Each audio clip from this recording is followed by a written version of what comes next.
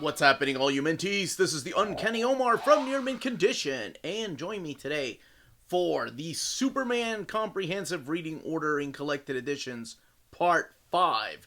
So today we're going to be talking about the New 52 era. So all the way from 2011 to 2016. It may not seem like a lot, but there's a lot to talk about. So let's go ahead and get started.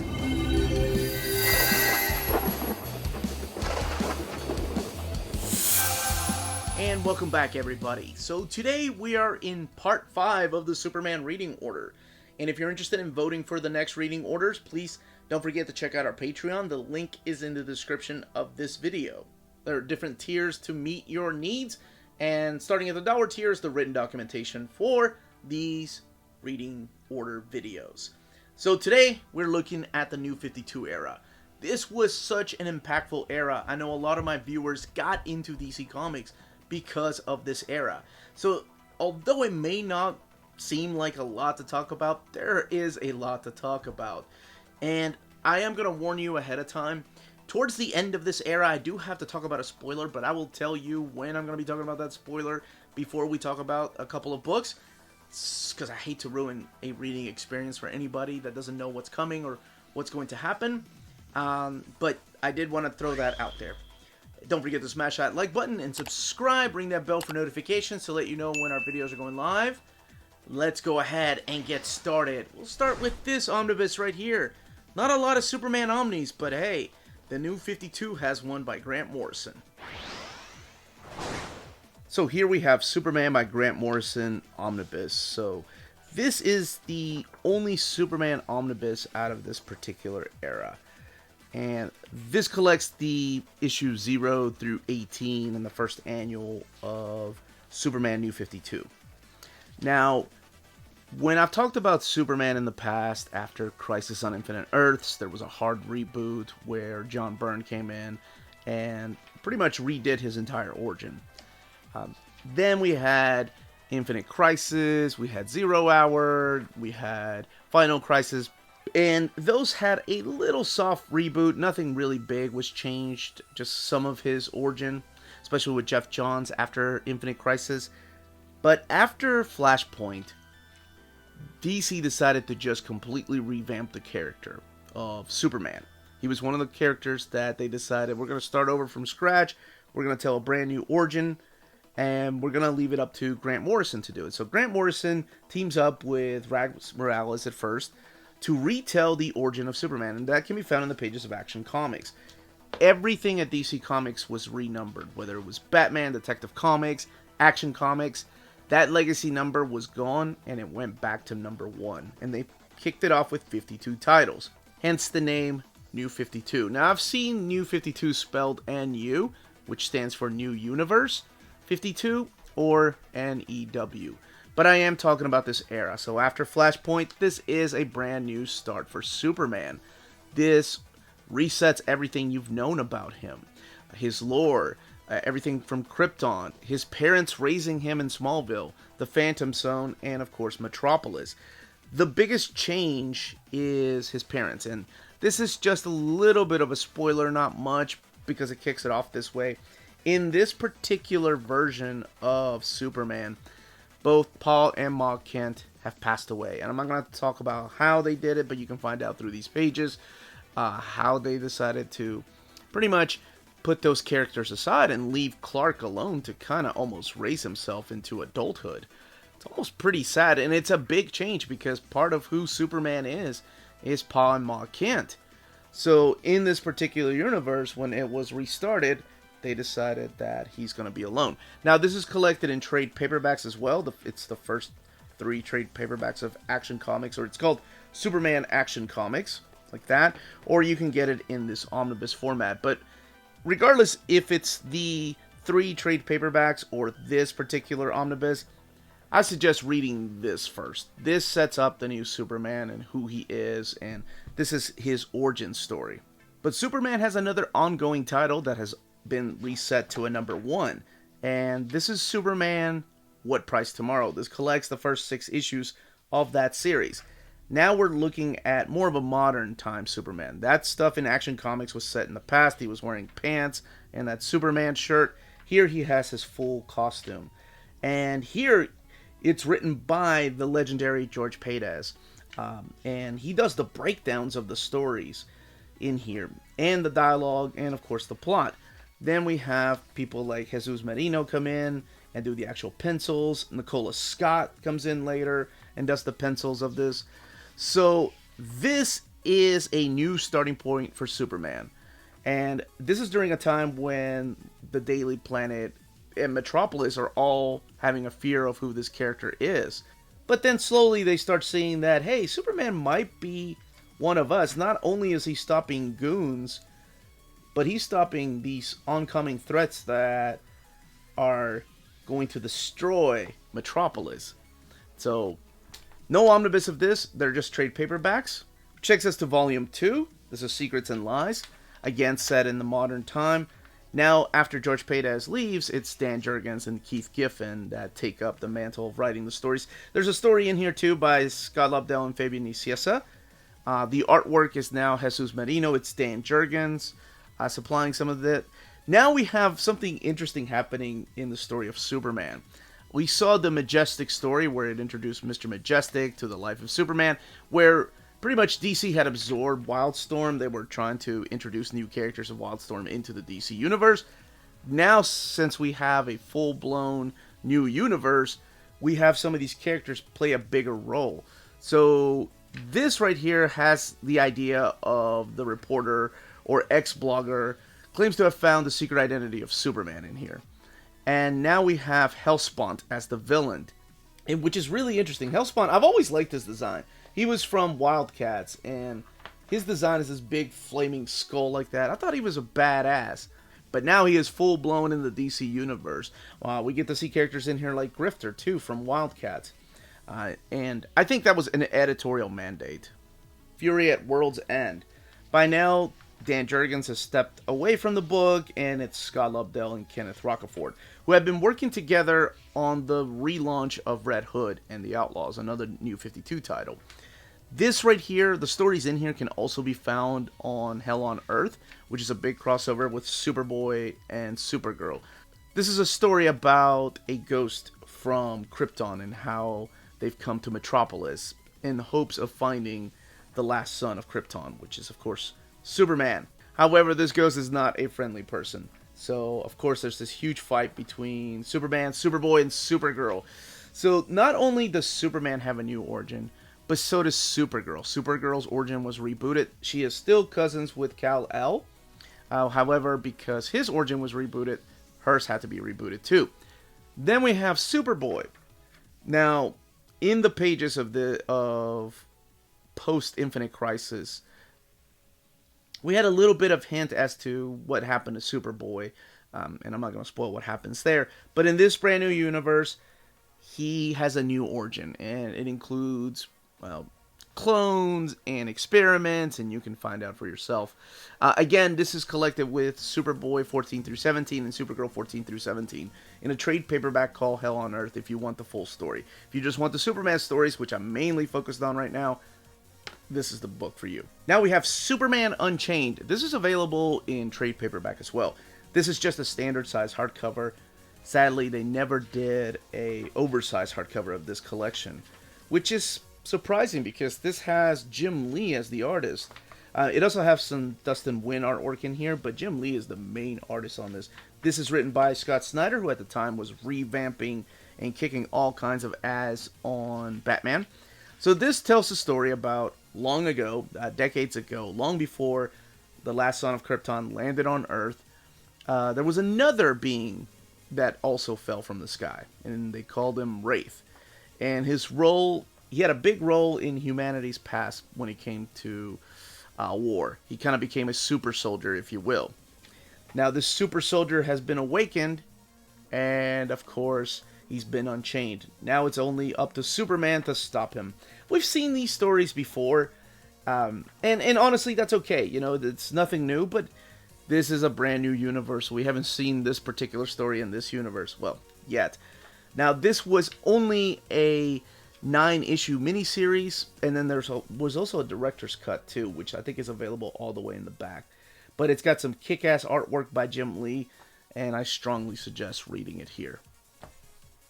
Now that you've seen Superman roll solo, this is where I want people to read Justice League, because I feel like this is an important part of Superman, especially with the stories that happen later on and that affect him and of course the planet of Krypton.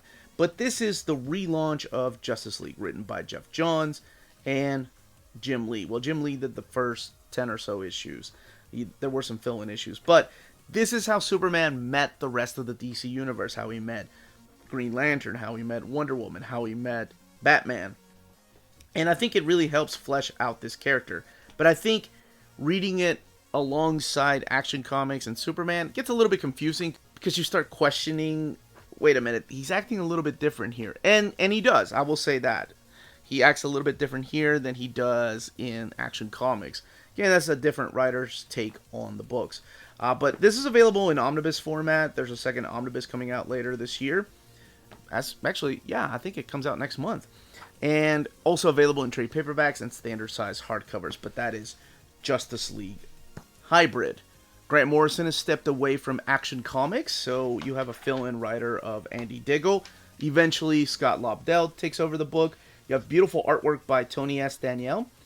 And I haven't talked about Lex Luthor in this particular universe, I guess, the New 52 universe. But this is heavily involving Lex Luthor. This is where he unleashes this virus on Metropolis that is rewriting the DNA of the people that have been infected, including the last son of Krypton. So Superman's immune system eventually fights off this infection, but not before a hybrid Superman is created. Let's just say that, because of said virus, and was able to write the DNA. We get to see classic costumes redesigned, and of course the big epic battles between Lex Luthor and Superman. And then we get a little bit of a hint of what's going to be in the next story arc right here. Now, Kenneth Rocafort had been providing some of the covers for Action Comics, but this is where you're going to see a lot of his artwork.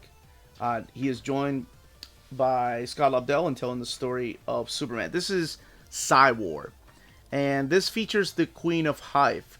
Oh my goodness, I cannot remember what that stands for. It's like Hostility Integrated Virus or Viral Equality, something ridiculous like that.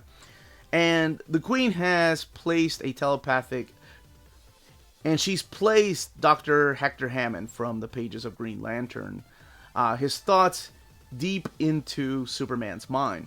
And it's just a plan to control Superman. That's what's going on. So you have this element there that makes for a great Superman story. Superman being pushed and forced to think outside of the box on how to overcome this enemy that's invading his head. But it's not just him, it's also his supporting cast that you get to know. Here's a little bit of Aaron Cooter's artwork, but it's mainly Kenneth Rocafort. That guy can still deliver some kick-ass storytelling, that's for sure. But this is Psy-War. Now, in the aftermath of Psy-War, this is Superman Under Fire. We now have Lois Lane. She's in a coma because of everything that's happened previously in the stories. Clark Kent is still doing the CatClarkopolis.com. And Superman is still trying to figure out how he can cure Lois and has to protect her from Parasite. This is the introduction of the character Parasite in this particular universe. Now, Parasite's a pretty interesting villain in here. You do have some beautiful artwork by Ken Lashley and then Ed Benes. And it's crazy to think of Ed Benes as like, you know, he at one time was doing the flagship title for DC. He was doing Justice League. He had come off of Birds of Prey and he was doing Justice League. There's some Brett Booth artwork in here too. I was really expecting him to kind of blow up and eventually just do Batman or Superman or Wonder Woman. But I don't know, he kind of fizzled out, or I guess people's enjoyment of his art. I still enjoy it. Yeah, I know he draws cake, and that's what he's mainly known for, but I think the guy can still deliver some kick-ass action sequences. Now, the last issue in this here, Under Fire, does lead into the big crossover that happens next. But I wouldn't go there first. I would go to What Lies Beneath. This is when Greg Pak joins the team of Superman. So Greg Pak, not a stranger to comics, not a stranger to DC Comics. but now he is joining the team of Superman. Aaron Cooter supplying most of the artwork in here, not right now. I believe this is Lee Weeks.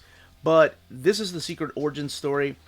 I really enjoyed this as a retelling of Superman and his origin and getting a little more detailed as to what happened. This is kind of when the character came around to me, because I think like most people that have been reading Superman for years, the New 52 universe just didn't feel like home to me. And this one felt a little more like, okay, this is some of the stuff that I have enjoyed, and it's still Superman at heart. There is a tie-in here with the Batman 0 year at the time that Scott Snyder was working on. You do have some artwork in here, some guest artists like Scott McDaniel. Oh, I love his artwork, but it's mainly Aaron Cooter doing the artwork. And this leads into the next big event. Now, the next big event can be collected in trade paperback format, but it is Doomed. Now, this is the hardcover collection of this, because this collects everything. This collects the Action Comics, this collects the Superman issues, Superman Wonder Woman, and Superman Batman, or Batman Superman, rather. So, we know the name Doomsday, and he is finally here. This time, however, the origin's a little bit different. This is the Doomsday that came from the Phantom Zone. Now, that's where the Man of Steel, where Superman had banished him before. So we do have a little bit of a flashback as to what's happened before, but now he is bigger and deadlier, and he wants to wipe out all of humanity. Of course, Superman and friends have to put a stop to that. And there is something going on with Superman, though. He might become the destroyer of the world in the end. So that's when all his friends jump in and try to help him. We have some Red Lanterns guest starring in here. I actually enjoyed this crossover. I thought it was very well done.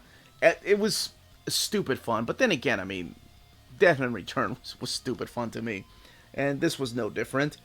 And it does have some wonderful kick-ass artwork. By now, Greg Pak is playing a bigger role in here. You also have Charles Soule doing a lot of the stories in here. Scott Lobdell. The art in here is mainly filled by Tony S. Danielle, Aaron Cooter, Ken Lashley, and I love Scott Collins' artwork in here as well. But that is Superman Doomed. The other thing I forgot to state is that there is an Action Comics Volume 6. It's called Super Doom. But because all those issues are collected in here, I don't have it. So there is a trade paperback called Super Doom for the people that are completists that have to have all the trades with all the number or the volume numbers. And this as well. Me, I'm okay with just this. Now, after that big event, we have a brand new era for Superman. This is Men of Tomorrow. This is Jeff Johns and John Romita Jr. This is when John Romita Jr. pretty much left Marvel Comics and he signed a contract with DC. And this is very similar to Superman Unchained, in which a super being with superpowers equal or superior to that of Superman's, this character's name is Ulysses, makes an appearance. This character's motives are very unclear at the start of the story, and then of course, because like everybody else that Superman meets with superpowers much like his, becomes more and more evil towards the end. So of course it's up to Superman to stop him, and by now, yes, it is John Romita Jr. joining him. I was really excited for this because I was hoping that this meant, oh, Jeff Johns is taking over Superman. He's gonna just keep writing Superman. Unfortunately, that wasn't the case. This is about the only issue of Superman that you're gonna find, or the only collected edition of Superman written by Jeff Johns in the New 52 era. Under the Skin. So we're back to Action Comics again. Greg Pak taking over the book, joined by Aaron Cooter and still Scott Collins doing some of the fill-in artwork. This is all about this mysterious fog that rolls into town from the outside world, and of course Superman tries to go and stop it because he knows it's something odd about this particular fog. And this fog is invading his mind. It feeds off the terror and darkness that hides inside of him. So even if he's able to save the people that he loves, can he break free from the demons that lie inside of him? And by the way, Superman with a beard, man, he just looks so much better. I love that look to him. I was kind of hoping they'd keep that look to Superman. He definitely looks like a more aged up Superman here than any of the previous volumes before this. So this is why the reading order gets a little confusing, because we had Superman, the Man of Tomorrow, and this is before Truth. And Before Truth is known as Superman Volume 1. I'm not sure why they couldn't keep the number straight. Like, why couldn't this be Volume 8 and Superman Man of Tomorrow Volume 7? But whatever, here we are. That's why I have reading orders. Now we have Jean Luen Yang, and he's still with John Romita Jr. working on this book. He's the gentleman that did American Born Chinese, Boxers and Saints. He wrote New Superman, and he did Master Kung Fu. Oh, dang, he did the basketball comic, too, that Melanie and I loved last year. So this is Superman. He has new powers. He has this solar flare power, which releases just tremendous amount of energy, but then, of course, leaves him pretty much human and fragile and vulnerable for about 24 hours. And then we have this new company called Hodor. I know. It's like, yeah, just watch Game of Thrones. And its business is keeping secrets. And if you have a secret that you want to keep hidden, pretty much Hodor can control you. And no one has a bigger secret than, of course, the identity of Clark Kent, Superman. This was very controversial. Well, not this volume, but that volume and this volume right here. This is Truth. Volume 8 of Action Comics, even though Superman Volume 1 was called Before Truth. So this is Greg Pak and Aaron Kuder, and pretty much the secret identity of... This isn't that big of a spoiler, but it's just one of the most controversial stories that happened out of the New 52. How it happened, you can find out for yourself what made it controversial. But Superman's secret identity has been revealed. And his powers are now failing him because of that new solar flare power that he has. So he has a little bit of his super strength and his speed, but his invulnerability is just gone. So the first half of the book pretty much deals with Clark adapting to normal human life. So think something like Superman 2 and learning about new things like, I don't know, really hot stuff and just being able to feel normal. And then the second half is about a redemption, right? Like trying to get those powers back. But that is Truth. Now, you all know I love sneaking books, and this list is no different. This is where I'm going to suggest finishing off the rest of Justice League by Jeff Johns. Go ahead and wrap that up, except for issues 51 and 52 of that series. Just go all the way to issue 50, because everything is about to change for the new 52. There's something else that's coming. But I strongly suggest reading these stories here, especially the Darkseid War. Superman plays a huge role in that. Superman plays a big role in the Justice League during this era, so of course I want you to read it. This is, this shows another side of Superman. This shows a side of Superman that works well with others and has teammates and has to lead them sometimes. The reason I didn't include Batman Superman or Wonder Woman Superman outside of the crossovers is because those books aren't really necessary to enjoy what's happening in action in Superman, whereas these, sometimes the stories in here affect the stories that are happening in Action Comics and, I guess, adjectively Superman. Now, this is where I want to give a spoiler warning. So, I have to talk about this particular last part of Superman, and without talking about some of the things that are happening in here, I don't think I can do it. I mean, I could flip through the book and be like, read here next, but I feel like this leads into Rebirth, so I have to talk about these books. So just in case you don't want to know anything about this particular era of Superman, spoilers. Okay? Just for the next 3 books, definitely spoilers. I will still have the list up on Patreon if you want to see just the written documentation, or in case you want to put me on mute, and you can see what the next books are and what's collected in them. Now, for all you brave souls that want to know what happens or have already read the stuff, this is Superman Last Right. We have Greg Pak still with Aaron Kuder wrapping up those final stories of Superman. This one here kind of follows up what happens in the previous volume with annual number 3 with Vandal Savage, and has a little bit of that in here. And it does have the Savage Dawn story arc. Now, there is a Savage Dawn trade paperback that if you want the full story, it's a big crossover, again, with Superman and Wonder Woman. That can be found in there. But this is the last trade paperback of Action Comics. This wraps up Action Comics. It goes all the way to issue 52. But issue 52 ends in a cliffhanger. Now, the next book is Return to Glory. This is Jean Luen Yang wrapping up his run along with Greg Pak. But Peter Tomasi comes in and helps. Now, this shows exactly what happens to Superman. What's going on with the Superman from New 52? Why is he different than the Superman that's in Rebirth? Because the universe is about to change again. The universe is going to go through a rehaul, just like Crisis on Infinite Earths, a little bit like Infinite Crisis and Final Crisis, but more so Flashpoint, where the universe is recreated. We're going to have a Rebirth universe.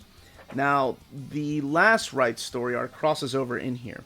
And it is a big crossover. It's the Final Days of Superman, is what it's called. Now, I will say that in the Final Days of Superman, this particular trade paperback also collects the Rebirth one-shot. Don't read that yet, because there's something else before you can read the Rebirth one-shot that I'll talk about in part 6. And before I go, I do want to say that this story is better read in this format. This is one of those times that I think it's a better read. Like the whole Savage Dawn story, you don't really need to read. You can read recaps, but I think Final Days of Superman absolutely need to be read in order. So this collects all of that stuff. This collects the issues of Superman, Batman, Superman, Wonder Woman, Supergirl, because all these comics are about to get canceled. So Superman is dying. We have this new being, a new super powerful being that kind of has absorbed his power and has become what he believes is the real Superman. So the Superman from the New 52 era is having to fight him, absorbing a lot of his things. Yeah, this guy right here that's glowing. But before this fight, he meets this weird new family. This guy with a beard, the son, and his wife who's out there looking for him. Then this guy ends up donning some kind of Superman costume. Now, who he is, we'll talk about in the next part, because I don't want to spoil it. I think it works better if you read it as a mysterious stranger. He has a beard and he's helping Superman out. What the hell exactly is going on? That's why I said do not read that Rebirth issue number 1. But this does show the death of our Superman here on New 52. So the New 52 Superman that we've read about since Grant Morrison's Action Comics number 1, Jeff Johns' Justice League 1, and George Pérez's Superman 1, he ends up dying, sacrificing his life. You can find out exactly how he does that, absorbing energy, whatever he does. Now, it does give a hint as to who Superwoman's going to be in the Rebirth era. I thought that was cute. But, yeah, he dies. So, the Rebirth Superman is a different Superman. And we're going to talk about that in part 6. But, as of this part, that, as they say, is that. If you're interested in purchasing any of these books, don't forget to check out our sponsors. CheapGraphicNovels.com, your online home for graphic novels and collected editions up to 50% off cover price. They have excellent shipping and prompt and helpful service. Check out their bargain deals for up to 90% off cover price. And don't forget that CGN also takes pre-orders. That way you don't miss out on the hottest releases. And they are currently running a special promotion for you Minties. If you're a first-time customer, after receiving your order confirmation email, reply back to that email and let them know Near Mint Condition sent you their way. They will then apply a free shipping promotional credit to your next order in the US. Cheap Graphic Novels, your source for the hottest books with the kind of deep discount, quality shipping, and customer service that will keep you coming back for more. If you live in Europe and are interested in buying and pre-ordering Omnis, then you should definitely check out Walt's Comic Shop in Berlin, Germany. They have the cheapest pre-order prices for Marvel and DC books within the EU, flat shipping rates of €11.90 for all EU countries, great customer service with sturdy packaging and emails answered within 24 hours. They also offer a superb selection of new titles and out-of-print books. Just head over to waltscomicshop.com for more great deals and rare titles. For a limited time, you can use the code NEARMINTCONDITION, all one word, at checkout and get a €10 voucher for your first order over €40. Walt's Comic Shop, your reliable source for Omnis and premium collected editions in Europe. Ting! And that was the Superman Reading Order Part 5. Again, all of the written documentation can be found on our Patreon once all of this reading order is done. So we have one more part to look at, Rebirth and Beyond. So that will be coming out sometime here in the next couple of weeks. So make sure you're subscribed to the channel. Check out our playlist for other reading orders. Don't forget to smash that like button, subscribe, ring that bell for notifications. Let me know what I left out and if you have any more questions. Everyone, please stay healthy and safe out there. Much love.